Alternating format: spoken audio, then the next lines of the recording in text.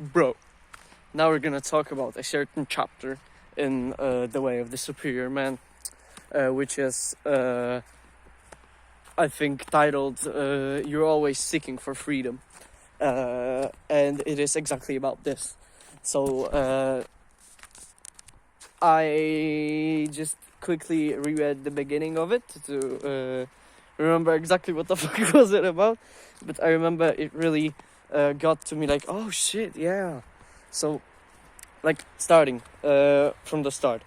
In this chapter, David Data is like explaining to us, mere mortals, that like the masculine part of everyone is always seeking freedom. What does that mean? It means release from constraint. It means, for example, escape, like getting close to death and living through it. It is competition, so like ritualized version of getting close to death. So like, for example, you're fighting with somebody, you're wrestling with them, and for some reason this seems really appealing for some people. This seems really like fun for some people. And why is that? It is because you're actually in the process of fighting for your freedom. So like, that's why it feels so good. That's why, for example, this was the example from the book. So that's why the men always fucking scream on like football stadiums and while watching football games. Like everyone's fucking screaming like their life purpose has just been achieved, because it has. Because their team has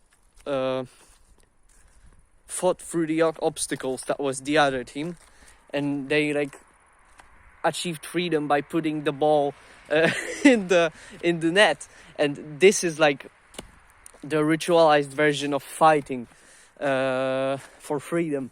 So you've got a ball and there is like an opposite team in front of you, and you're fighting because they are the constraint and you have to beat them. And when you beat them, you feel like your fucking life is just finished. Like you have, oh yeah, I'm done. My whole life has been fucking my whole life purpose has been fucking achieved.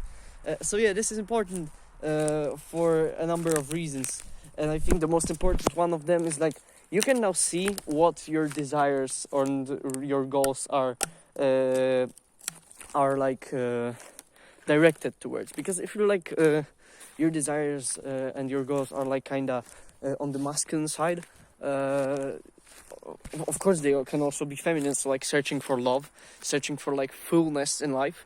But masculine, like dark desires, like it is to be free.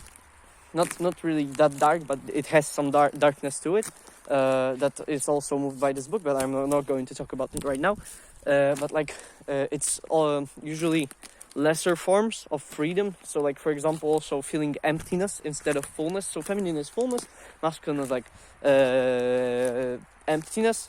So many men, for example, drink because they want to feel empty, and many like women drink because they want to have like lively conversations with their friends. They want to feel, they want to dance, they want to laugh, they want to all these things, and it can be achieved, for example, through alcohol. And this is like lesser forms of this is considered to be at least in my opinion, like lesser form of achieving that purpose. A way more meaningful way to achieve it is actually through something that is aligned with your purpose. Like through like something that feels like it is aligned with your core purpose. Oh yeah. So for example, not drinking alcohol because it sets you back on your grind set, because you're like getting drunk and it's not healthy. But for example, through overcoming obstacles, overcoming challenges. You may want to escape your fucking house because your parents are annoying you. You may want to live on your own, even if it sets you back greatly, like financially. You want all these things, and why do you want them? And this just might be the answer. Freedom might be the answer in most cases for like masculine goals. Probably in all cases, like for masculine goals. Because like this is the definition of masculine goals according to this book, if I understand it correctly, of course. So like, just remember that there's this funny book out there that's The Way of the Superior Man, and it really does have a lot of great like insights to life. Like, it is explained well what we are all like, what we all desire, and like what are our motivations, and it really like analyzes these things, and you can see what why you do something, for example.